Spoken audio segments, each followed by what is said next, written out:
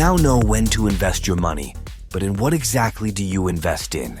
Do you invest in currencies or futures or options, or follow everyone's advice and purchase ETFs? How do the fund managers make it seem so effortless and easy when there's such a myriad of options? Don't worry, stay tuned and I will show you. But first, our model of the day.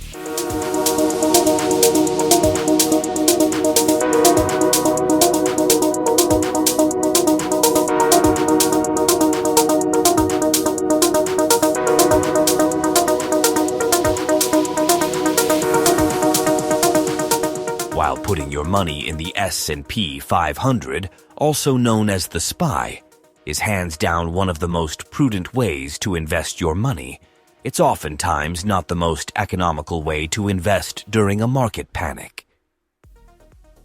At the time of this video's production, the SPY is currently at $445 per share, which is out of reach for most retail investors. Alternatively, look for large-cap, listed companies that have crackerjack management, excellent balance sheets, with plenty of growth potential. At the time of writing, Apple, Google, Microsoft, Amazon, and Tesla are all at least half the cost of the SPY, yet represent a lion's share of the SPY's overall market cap. The point of this strategy is to massively increase your risk when you favorably align yourself with the best odds.